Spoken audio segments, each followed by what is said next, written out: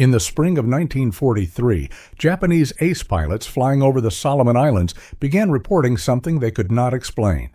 Their tight formations were breaking apart under sudden bursts of gunfire, yet no enemy was visible. Then, from the glare above, a strange twin-tailed aircraft flashed past, already climbing back into the clouds. For nearly 2 years, Japan's Zero fighters had ruled the Pacific. Light, agile, and unmatched in close combat, they had outturned every Allied machine that faced them. But now their pilots were being hit from distances that defied training. Enemy fire reached them long before they could even see its source. The skies that once favored maneuver and instinct were becoming a battlefield of altitude and precision. The aircraft behind those invisible strikes was the Lockheed P-38 Lightning, America's first long-range, twin-engine interceptor. Built for speed, armed with nose-mounted guns, and powered by turbocharged engines, it could attack from well beyond the reach of conventional fighters. That day over the Solomons marked a quiet revolution. The duel that had defined the Pacific was no longer a dance of turns and circles. It was becoming a contest of reach, energy, and technology. How could a single aircraft rewrite the rules of aerial combat almost overnight? By early 1943, the Japanese Zero still dominated the Pacific skies. Its light frame, long range, and remarkable agility had made it the symbol of aerial supremacy from Pearl Harbor to the Solomon Islands. American pilots who met it in combat often paid with their lives, unable to match its turning power or climb rate. Japan's air forces seemed untouchable, their aces confident that skill and maneuver would always decide victory. Yet geography was the true enemy of the Allies. The Pacific was an ocean of distances, chains of islands separated by hundreds of kilometers. Most Allied fighters lacked the endurance to cross those gaps and return. Bombers flew unescorted, often falling victim to Zero patrols long before reaching their targets. Each loss forced planners to confront a new truth. Winning the Pacific would require an aircraft that could fight across vast distances and strike before the enemy closed in. At Lockheed's plant in Burbank, California, engineers had already begun building that solution. Their creation, the P-38 Lightning, was unlike any other fighter of its time. Designed by a young engineer named Kelly Johnson, it carried 2 turbocharged Allison engines housed in twin booms connected by a central pod. It looked unconventional, but was built for a single purpose: speed and power at high altitude. Each of its technical choices had a reason. The turbo superchargers maintained engine performance in thin air, allowing climbs to heights the Zero could not reach. Counter-rotating propellers kept the aircraft stable under heavy throttle. And in the nose sat its most distinctive feature: 4 50-caliber Browning machine guns and 1 20-millimeter cannon, all aligned to fire straight ahead. Unlike most fighters that relied on wing-mounted guns converging at short range, the Lightning's centered armament meant that every bullet met the same target point, even from extreme distance. When the first P-38s arrived in the South Pacific in late 1942, they looked heavy and awkward next to the graceful Zero. But appearances were misleading. In flight, the twin engines provided reliability across open water. A pilot could lose one and still make it home. The aircraft could reach 600 kilometers per hour, climb faster than most interceptors, and stay airborne for nearly 8 hours with auxiliary tanks. For a theater defined by distance, it was a revelation. As the Solomon campaign intensified, Lightning squadrons began their first operations from Guadalcanal and New Guinea. They escorted B-17 Flying Fortresses and B-24 Liberators, finally giving those bombers the protection they had long lacked. To Japanese observers, the new fighter appeared suddenly and struck with ruthless precision. Pilots described being hit from far outside their own firing range, and commanders struggled to identify the attacker's origin. By early 1943, these encounters had become impossible to ignore. The reports were consistent: twin-boom aircraft, high altitude, hits from unseen range. Veteran aces dismissed the stories at first, certain that American gunnery could not reach so far. But within months, even the most experienced squadrons began to lose aircraft without ever entering a turning fight. The balance of air power was shifting quietly. The Zero still reigned in close combat, but the Pacific's was no longer a contest fought only at knife's edge. A new machine had entered the war, one that fought with reach, precision, and discipline instead of instinct. The calm before the storm had ended. The age of long-range combat had begun. The first operational Lightning squadrons reached the South Pacific in the closing months of 1942. They joined the 13th Air Force at Guadalcanal, where the fight for air control still raged daily. Henderson Field, carved from jungle and mud, became the proving ground for America's new long-range fighter. Mechanics worked in heat and rain to prepare the twin-engine aircraft that seemed too large for island runways. Yet within days of arrival, the P-38 began to show what it could do. Its first encounter came on December 27, 1942, over the Solomon Chain. A formation of P-38s intercepted Japanese bombers headed toward New Georgia, escorted by experienced Zero pilots. The Americans attacked from altitude, diving at high speed and firing brief, concentrated bursts. Several bombers fell before the Japanese even saw the attackers. To observers on the ground, the fight was over almost as quickly as it began. The twin-boomed fighters were gone, climbing back into the clouds. This was the moment Allied pilots realized that the nature of air combat in the Pacific had changed. The Lightning did not turn inside its opponent, it outclimbed and outpaced it. Its turbo-supercharged engines held power at heights the Zero could not reach, and its centralized guns allowed deadly accuracy at a range once considered useless for fighter combat. What the Japanese had perfected through maneuver, the Americans now replaced with energy and precision. Among those who refined this new approach was Lieutenant Richard Bong of the 49th Fighter Group. Bong mastered the Lightning's strength by using boom and zoom attacks, high-speed dives, short bursts of fire, and vertical escapes before the enemy could react. His calm discipline and teamwork turned the tactic into doctrine. Fellow pilots, including Major Thomas McGuire, adopted similar methods, never turning tightly, never lingering, always attacking from control. To the Japanese, this was baffling. They had trained for one-on-one duels where skill and reflex decided the outcome. Facing the P-38, they were fighting an opponent who refused to play by those rules. In reports from Rabaul described aircraft destroyed before contact and survivors told of being hit from beyond visible range. At first, commanders dismissed these accounts as exaggeration. But as losses continued, disbelief gave way to alarm. By March 1943, Lightning units were flying daily from Guadalcanal, escorting B-17 and B-24 bombers deep into Japanese-held territory. The combination of altitude, speed, and endurance changed the tempo of the campaign. Bombers could now strike New Britain and return under escort, something no Allied force had achieved before. For the first time, the Japanese faced organized long-range attacks that threatened their forward bases and supply convoys. Each mission pushed men and machines to their limits. The Lightning's twin Allisons performed well, but tropical heat punished turbochargers and fuel lines. Maintenance crews became as critical as pilots, tracking every engine hour, adjusting cowl flaps, and cleaning dust-clogged filters. Still, the aircraft endured where others had failed. It could take hits, lose one engine, and bring its pilot home. In the harsh arithmetic of war, that survivability saved lives and experience, assets the Allies could not easily replace. Tactically, the P-38 forced the Americans to rethink how they fought. Instead of swirling, chaotic dogfights, combat now unfolded in precise sequences. Pairs of Lightnings operated as one diving, one covering. Radio coordination replaced instinctive maneuvering. Pilots learned to call their attacks, climb out, and reform quickly. Discipline became the decisive weapon. When newcomers forgot and tried to outturn the enemy, they paid with their aircraft. The Lightning's vertical style soon produced results. In engagements near Munda and Bougainville, Japanese formations that once outnumbered the Allies began to suffer unsustainable losses.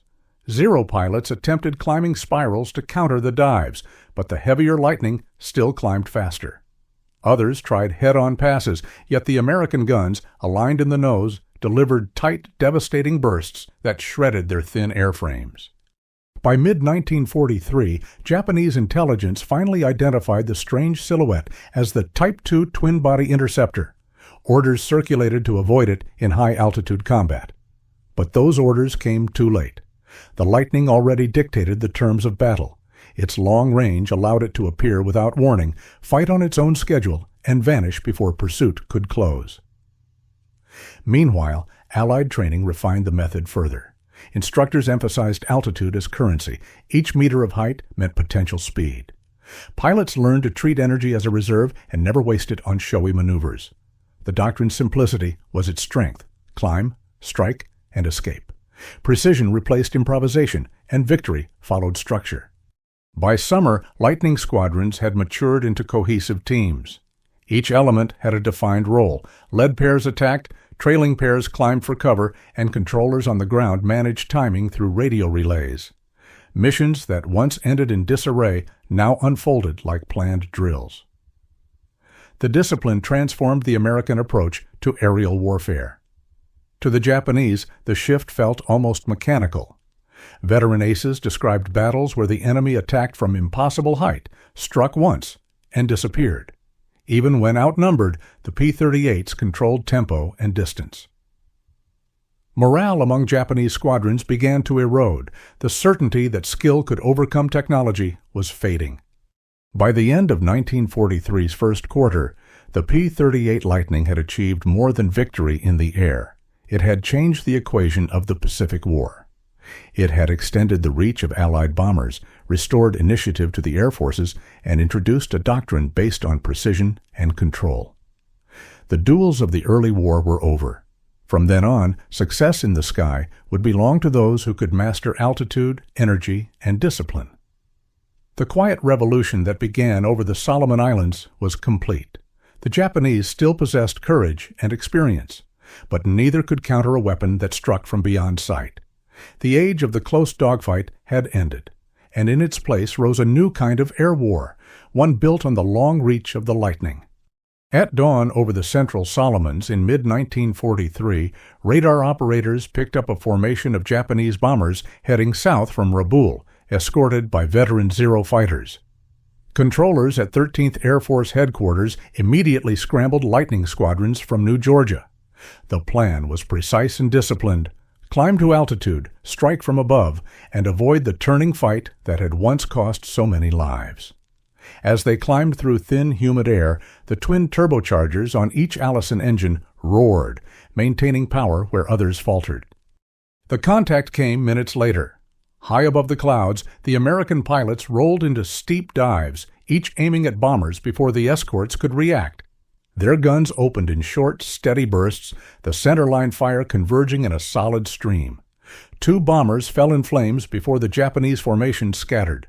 By the time the Zeros tried to climb after them, the Lightnings were already climbing again, turning altitude into safety. It was a new kind of engagement, one decided by energy, not maneuver. The Lightning's twin engines gave it power the Zero could not match. Turbo superchargers kept performance steady as the air thinned, while counter-rotating propellers allowed pilots to maintain perfect aim during dives. The plane's nose-mounted guns fired straight ahead, erasing the guesswork of convergence. In seconds, the P-38 could hit, climb, and vanish before the enemy even stabilized for pursuit. For Japanese commanders, this pattern was deeply unsettling. They trained for knife-edge turns, not high-speed strikes from unseen height. Against the Lightning, those reflexes became liabilities. American pairs operated like synchronized gears. One dived to attack, the other climbed to cover. Each move fed into the next with calm precision. When the enemy tried to circle, the Americans simply refused, climbing higher or diving out of range. Control belonged to whoever held the vertical.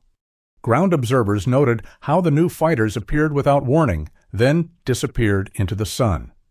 Japan's radar network, stretched thin across island chains, provided too little notice.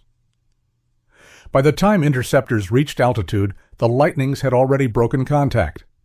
Pilots returning to Rabaul described being fired upon from invisible range, the first sign that the Zero's dominance was eroding. In June, the 5th Air Force refined the system. Lightning squadrons began escorting bombers deep into New Britain, expanding coverage to hundreds of kilometers from base. They operated at altitudes exceeding 7,000 meters, where thin air robbed Japanese engines of power. Each mission demanded strict attention to engine management, turbo settings, fuel mixtures, and cooling flow. Mechanics worked endlessly to keep systems balanced, cleaning intercoolers and adjusting wastegates under the tropical sun. It was meticulous, exhausting work, but it paid off. The Lightning retained full power where the Zeros struggled to climb. New training emphasized that altitude was life. Pilots were told to spend speed only when attack conditions were ideal. Dives had limits, too steep, and compressibility would freeze the controls, too shallow, and the attack lost momentum. After several accidents, Lightning groups established safe windows for dive entry, recovery speed, and throttle response. Crews memorized those numbers until they became reflex. Every engagement followed the same rhythm: gain height, strike once, and break clean. Japanese units tried to adapt. Some commanders ordered vertical spirals to trap the Americans climbing back up, but the heavier Lightnings still outclimbed them. Others attempted head-on passes, hoping to exploit the Zero's agility. But the Lightning's stable nose and dense gunstream made those confrontations fatal. Reports from Rabaul and Bong described formations disintegrating in seconds, pilots claiming they were hit before they even saw muzzle flashes. For the bombers below, the difference was immediate. B-17 and B-24 crews noticed tighter formations and fewer losses. The escorts no longer left their charges to chase targets. They stayed high, breaking incoming attacks before the Japanese could dive. Missions that once ended with heavy casualties now returned with most aircraft intact. Discipline made the change possible. Pilots were drilled to communicate only by short radio bursts. Diving, climbing, clear. Every second saved meant more time above the fight. Young replacements who ignored the rule and tried to turn with the enemy often paid dearly for it. Veterans taught them that courage without control achieved nothing. The Lightning was built for measured aggression, not reckless pursuit. By late July, attrition began to wear on Japanese units. Airfields at Munda, Vila, and Bougainville reported declining pilot strength and aircraft serviceability. Replacements came straight from accelerated training programs, lacking experience in coordinated tactics. When these rookies met the Lightnings, they found themselves fighting a battle already decided by altitude and range. They could not close the distance, and few returned to tell how the engagement ended. Lightning groups, now confident, extended their missions beyond escort duty. They hunted transport flights, reconnaissance aircraft, and coastal convoys. With their long range and reliability, they could remain on station for hours, patrolling vast sectors of ocean that Japan had once considered secure. To Allied naval forces below, those twin tails became a reassuring sight, the promise that enemy reconnaissance would not go unanswered. On the ground, the maintenance effort behind each flight grew into an art form. Mechanics fashioned makeshift tools, sealed intercooler ducts with tape and spare metal, and tested turbo linkages by ear. Every detail mattered. A clean duct or a properly tuned wastegate could add altitude, and altitude meant survival. Pilots trusted their crews completely. An engine failure far from base meant certain loss over open water. The teamwork between cockpit and ground defined the Lightning's reliability. By late summer, intelligence reports confirmed what pilots already sensed. The enemy's confidence was cracking. Japanese commanders no longer promised victory. They spoke of delaying actions and defensive air patrols. Their surviving aces understood that their era was ending. The Lightning had stripped away the last comfort of air combat, the belief that skill alone could overcome technology. Each new mission pressed deeper into enemy territory, and with every sortie, the pattern grew more refined. The Lightnings controlled the vertical, dictated the engagement, and climbed home to fight again. They had not just changed tactics, they had rewritten the very rhythm of the air war. And then came the operation that would test everything the Lightning had become. A mission planned in silence, across hundreds of kilometers of ocean, aiming at one of Japan's most valuable targets. It would demand range, timing, and accuracy on a level no single-engine fighter could attempt, and it would prove that the P-38's reach could decide more than battles. It could change the course of the war itself. At dawn on 18 April 1943, a decoded Japanese transmission revealed that Admiral Isoroku Yamamoto, commander of the Imperial Japanese Navy, would fly from Rabaul to Bougainville. Allied planners recognized the opportunity immediately. The task was precise: intercept him at the exact minute and location across 700 kilometers of open sea. Only one aircraft had the range and precision to attempt it, the P-38 Lightning. Major John Mitchell led 16 Lightnings from Guadalcanal. Each carried 2 large drop tanks and strict instructions: maintain radio silence, fly low at wavetop height, and arrive at the target zone within seconds of the estimated time. The route curved wide around enemy radar coverage, then angled north toward Bougainville. Navigation was done by stopwatch, compass, and calculation. Any mistake meant fuel exhaustion over the ocean. After 2 hours of silent flight, spotters sighted 2 G-4M bombers with 0 escorts descending toward Rabaul airstrip. Mitchell split the formation. One section climbed to hold the fighters, while another stayed low to strike the bombers. The P-38s rose together from the haze, their engines thundering as they gained firing position. Captain Thomas Lanphier and Lieutenant Rex Barber closed first. At 800 meters, Barber fired a short, concentrated burst from the nose guns. His rounds tore through the right engine and cockpit of the lead bomber. Flames erupted along the wing before it rolled inverted and plunged into the jungle below. Lanphier then turned on the second bomber, striking it moments later. Both aircraft fell within minutes. Yamamoto's body was later found still seated, pistol holstered, in the wreckage of the first. Controversy over who fired the fatal burst lasted long after the war, but the outcome was undeniable. The Lightning had executed the most precise long-range interception in history, guided only by code-breaking, discipline, and fuel management. The mission proved that a fighter could combine intelligence, endurance, and firepower into a single coordinated strike. As the surviving Lightnings turned for home, their challenge was not the enemy, it was fuel. The long return leg pushed every gauge to its limit. One aircraft ditched at sea, others landed with tanks nearly dry. Yet most returned safely, completing a mission that stretched the boundaries of what fighter aviation could achieve. News of the strike spread quickly. Japanese command realized that their communication network had been compromised, but they could not hide the larger truth.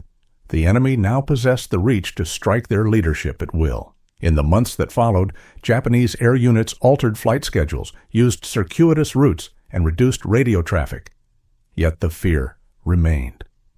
The psychological impact of Yamamoto's loss ran deeper than any single tactical defeat. In the air, the Lightning's dominance continued to expand. By late 1943, it had become the backbone of long-range operations. Bomber formations flying over New Britain and Bougainville now enjoyed reliable escort from takeoff to target. The Japanese, facing dwindling numbers and exhausted pilots, struggled to adapt.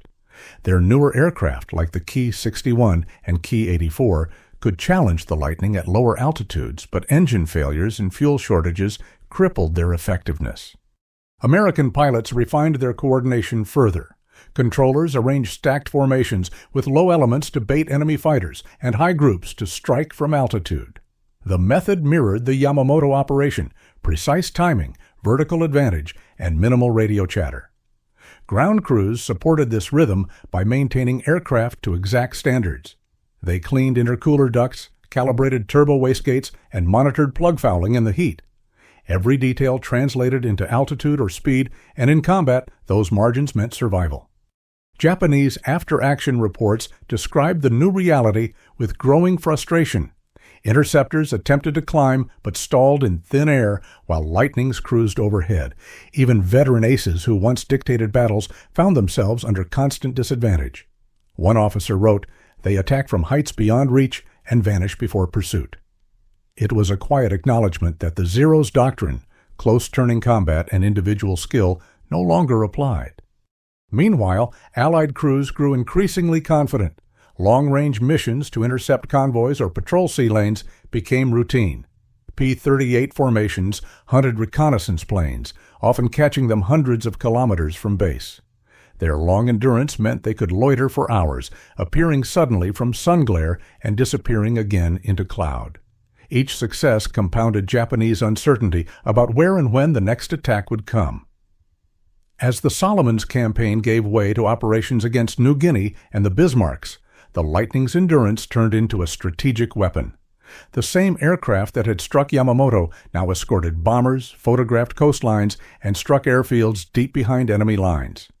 Its presence forced Japan to disperse resources and spread defenses across impossible distances. By late 1943, the effects were undeniable. Radar operators at Rabaul reported near-daily intrusions by twin-tailed fighters operating far beyond previous limits. Bombing raids that once suffered heavy losses now passed with minimal interference. Airfields, once proud strongholds, had become evacuation points for surviving aircraft. Japan's remaining aces could still score occasional victories, but every success cost them irreplaceable machines and men. Maintenance on the Allied side had become a culture of precision. Crews tracked turbo performance, adjusted oil coolers, and recorded data after each sortie. Engineers experimented with improved filters and cowl flap modifications, squeezing every bit of efficiency from the engines. The result was consistency.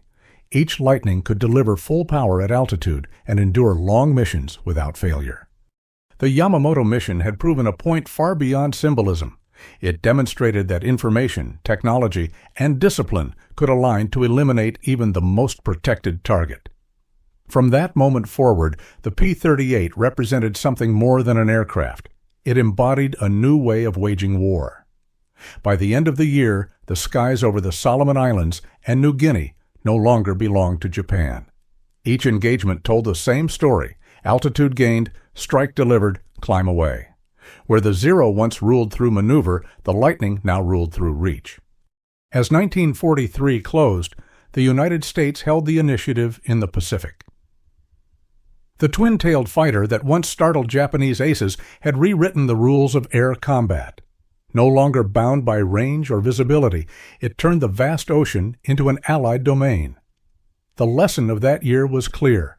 Victory would not come from turning faster, but from striking farther, higher, and first.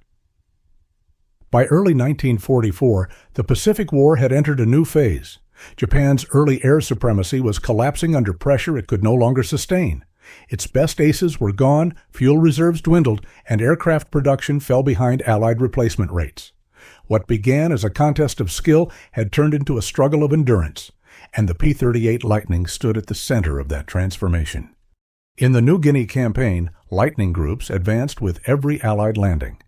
From rough, humid airstrips carved from jungle, they escorted bombers to Wewak, Hollandia, and Biak, striking airfields before Japanese defenders could scramble.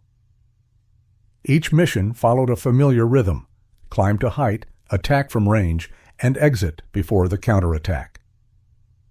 Japan's scattered bases could not adapt.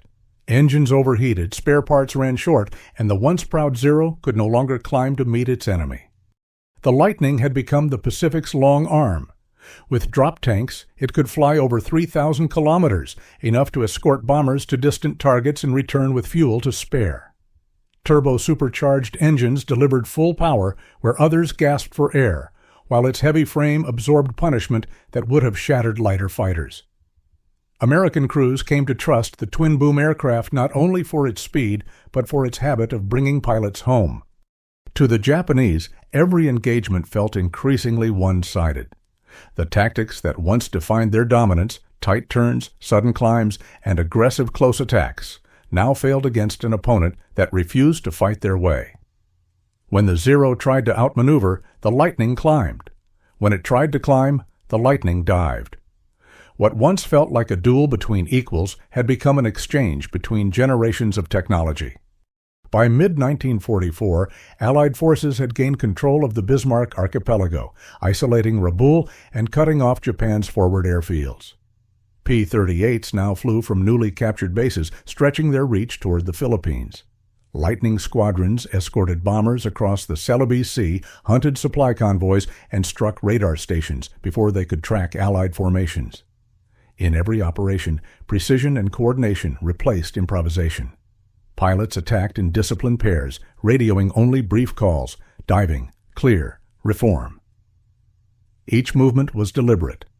Meanwhile, Japan tried to restore parity through new aircraft. The Ki-61 Hien and Ki-84 Hayate promised better performance, but neither arrived in sufficient numbers. Mechanical defects, poor materials, and low-octane fuel crippled their engines. Young replacement pilots trained in compressed courses could not master complex machines under combat pressure. The nation that had once trained elite aviators through years of practice now filled cockpits with novices facing veterans who had already survived 2 years of war. American pilots, in contrast, were sharpening their craft. Among them, Major Richard Bong and Major Thomas McGuire became the living symbols of lightning mastery. Bong, flying with calm precision, reached 40 confirmed victories, making him America's top ace. McGuire followed closely with 38 before his death in early 1945. Both embodied the same discipline doctrine: strike only from advantage, never enter a turning fight, and climb out fast. Their methods reflected the aircraft itself, measured, powerful, and exact. For the ground crews, the Lightning demanded near-constant attention. In tropical heat, mechanics checked turbochargers after every flight, cleaned ducts, and aligned propellers to maintain synchronization. Long shifts under the sun kept the squadrons flying. Yet that work paid off. Maintenance records showed the P-38 suffered fewer in-flight failures than earlier fighters, and hundreds of pilots returned on one engine after damage that would have doomed a single prop aircraft. On the Japanese side, the reports grew darker with each month. Commanders wrote of enemy fighters attacking from heights beyond sight, then vanishing before pursuit could form. Pilots described frustration at seeing their tracer rounds fall short. Each loss reinforced the growing belief that the Americans had built a weapon Japan could no longer counter. As the Philippines campaign began in late 1944, Lightning groups took on new responsibilities. They escorted bombers to Luzon, strafed ships in Manila Bay, and patrolled ahead of invasion fleets. In these missions, endurance mattered as much as firepower. Some flights lasted over 8 hours, crossing featureless ocean under changing weather. Navigation required patience and trust in instruments. For the pilots, fatigue became another enemy. Still, their success gave the Allies something priceless: continuous air cover across a front that once stretched beyond reach. The Pacific Air War was now an exercise in logistics and consistency. Lockheed's factories at Burbank and Dallas delivered aircraft faster than Japan could destroy them. Crated engines and spare parts filled supply ships bound for island depots, ensuring a steady flow of replacements. The United States had turned industrial strength into combat power, and the Lightning was its proof. In contrast, Japan's aviation industry crumbled. Shortages of aluminum forced substitutions with wood and steel. Factory bombings reduced production capacity, and trained engineers were diverted to other duties. Even when new aircraft rolled off the line, few reached the front intact. By 1945, Japan's pilots faced the Lightning with machines assembled from scavenged materials and engines already past their service life. Within the Allied command, attention shifted toward the next step: the direct assault on Japan. The B-29 Superfortress now carried the bombing war closer to the home islands, and the single-engine P-51 Mustang would soon take over long-range escort duties. Yet even as new machines arrived, the Lightning remained indispensable. It continued to perform reconnaissance, ground attack, and patrol missions where reliability meant more than speed. Its twin engines provided security that no single-engine aircraft could match over the open Pacific. For the Japanese, air defense had become an act of survival. The last experienced pilots, many from elite units such as the 343rd Kokutai, fought with determination but little hope. They faced overwhelming numbers, advanced radar guidance, and opponents who dictated the battle's altitude and timing.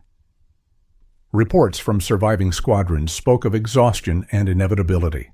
"We cannot reach them," one officer wrote simply. By the start of 1945, Lightning squadrons operated from Leyte, Mindoro, and later Okinawa. Their role shifted from air superiority to escort and reconnaissance for B-29 raids over Formosa and the South China Sea. In this new phase, the Lightning served as a bridge between two eras, the last great piston-engine fighter to dominate before the coming jet age. The price of victory was still high. Many missions ended not in combat, but in disappearance, aircraft lost to storms, mechanical failure, or fuel miscalculation. The Pacific's vastness remained a silent adversary. Yet even in those losses, the Lightning proved its worth. More pilots survived forced landings or single-engine returns than in any other Allied fighter. By August 1945, Japan's air arm was effectively destroyed. Allied bombers roamed unopposed, and the Lightning, which had opened the way 2 years earlier, now watched from above as the war neared its end. Its silhouette over the Pacific symbolized more than a weapons triumph. It represented the moment technology overtook tradition. The P-38 had begun as an experiment in design, a gamble on speed, power, and range. It ended as the aircraft that made distance an Allied advantage and erased Japan's aura of invincibility. The Zero had reigned through grace. The Lightning conquered through logic. When peace finally came, those twin tails standing on silent airstrips were more than reminders of combat. They marked the turning point when engineering, discipline, and endurance decided the Pacific sky. When Japan surrendered in August 1945, the Pacific had been transformed. The short, close-range battles of the early war had given way to vast operations that spanned thousands of kilometers. The Lockheed P-38 Lightning stood at the center of that transformation. It was not only a weapon of reach, it was proof that technology and discipline could overturn even the most established doctrines of air combat. From its first deployment in 1942 to its final missions escorting B-29s, the Lightning carried the Pacific War across distances once thought impassable. It introduced a new logic to the battlefield: altitude over maneuver, precision over instinct. Pilots who had grown up studying the tight-turn duels of the Zero now fought a war measured in meters of climb and seconds of energy control. The sky was no longer a ring for contests of agility. It was a three-dimensional domain of mathematics, coordination, and endurance. Each element of the Lightning's design represented foresight. The twin Allison engines, aided by turbo superchargers, kept their power at heights that paralyzed enemy fighters. Counter-rotating propellers canceled torque, giving steady aim and dives where other aircraft wavered. Its guns, concentrated in the nose, struck accurately from distances that left opponents guessing. And its long range meant that no island or convoy was truly beyond reach. The aircraft's shape, a split tail joined by a central pod, looked unconventional, but it embodied the priorities of a new age: reliability, speed, and control. For the men who flew it, the Lightning became more than a tool of war. It was the aircraft that brought them home when nothing else could. Pilots who lost one engine often still made landfall. Many who might have vanished into the ocean owed their lives to its twin design and rugged structure. Ground crews who had worked through tropical nights to keep those machines flying knew what it meant to hear both engines still running at dawn. On the Japanese side, the Lightning forced an uncomfortable realization. The Zero had symbolized national pride, an aircraft that turned faster, climbed quicker, and rewarded courage. Against the Lightning, that courage met a weapon designed to deny it any chance. The Americans no longer sought the swirling dance of combat. They dictated distance, speed, and angle. Pilots who had once measured victory by instinct now fought opponents who measured it by geometry. The loss was not only material, it was philosophical. In post-war records, the Lightning often stood in the shadow of later icons like the P-51 Mustang or the P-47 Thunderbolt. Yet behind those newer designs lay the lessons learned by the twin-tailed Pioneer. It proved that endurance could be engineered, that altitude could be weaponized, and that air superiority depended as much on planning as on bravery. Every modern escort mission, every long-range interception, traced its origins to what the P-38 achieved between 1942 and 1945. The Lightning service continued beyond the war. Unarmed reconnaissance variants, designated F-4 and F-5, surveyed continents, mapping the ruins of Europe and the islands of the Pacific. Other air forces adopted it, recognizing the reliability that had made it legendary. Its roar still echoed for years after the guns went silent, a reminder of how far aerial warfare had come, in so short a time. To the engineers who built it, the P-38 validated innovation in the face of skepticism. To the pilots, it proved that precision and restraint could outmatch aggression. And to the Japanese airmen who fought it, it marked the moment when distance became danger, and the unseen replaced the visible duel. The Pacific War ended not with a single decisive dogfight, but with the quiet realization that the rules had changed. The P-38 Lightning had turned the world's largest ocean into an Allied airfield and rewritten the science of combat in the process. Its twin tails became an enduring silhouette in wartime memory, a shape that marked the moment when technology, not legend, defined the sky. In the months after victory, rows of P-38s stood quietly along Pacific airstrips, their silver surfaces dulled by salt and sun. Mechanics who had once fought against time now watched their aircraft await disposal or shipment home. Newer fighters, the sleek single-engine P-51 Mustangs, arrived to assume the duties of long-range escort. Yet among those who had lived through the hardest years of the Pacific War, there was no doubt which aircraft had changed everything first. The Lightning had arrived when the Allies were still fighting to survive and had remained until the last enemy airfield fell silent. It carried bombers across oceans, protected fleets, and proved that reach and precision could overcome even the fiercest opposition. To those who flew it, the twin tails were more than a design. They were a symbol of endurance and discipline forged through years of attrition. As its propellers stopped for the final time, the world was already turning toward a new era of flight. But the legacy of the P-38 endured. The lessons it taught, altitude over agility, control over instinct, became the foundation of post-war air power. And soon, over that same ocean, another aircraft would carry its torch farther still, the P-51 Mustang, racing toward Japan's mainland skies. The Lockheed P-38 Lightning entered U.S. Army Air Corps service in 1941 as the first American twin-engine, twin-boomed fighter built for high altitude and long range. Conceived by engineer Clarence Kelly Johnson at Lockheed's Burbank facility, the aircraft incorporated radical features for its time: turbo-supercharged Allison Viv, 1710 engines, counter-rotating propellers, and all nose-mounted armament. The prototype first flew in 1939 and exceeded 650 kilometers per hour, an exceptional speed before the war began. The Lightning's combat debut occurred in 1942, when patrols over Iceland scored America's first aerial victories against German aircraft. In the Pacific, its first major deployment began late that same year with the 5th and 13th Air Forces. Operating from Guadalcanal in New Guinea, it escorted bombers, intercepted enemy formations, and provided photo reconnaissance. Pilots quickly discovered that its speed, climb rate, and range made it indispensable in the wide Pacific theater. On 18 April 1943, 16 P-38s from the 339th Fighter Squadron intercepted and destroyed Admiral Isoroku Yamamoto's transport aircraft over Bougainville. The operation, guided by code-breaking intelligence, demonstrated the fighter's extraordinary range and accuracy. It became one of the most precisely executed missions of the war and a turning point in Japanese command confidence. Through 1944, the P-38 spearheaded campaigns across the Bismarck Archipelago, the Philippines, and the Dutch East Indies. In Europe, photo reconnaissance variants, designated F-4 and F-5, surveyed France, Italy, and Germany, providing critical intelligence for the D-Day invasion. More than 10,000 Lightnings were built across multiple versions.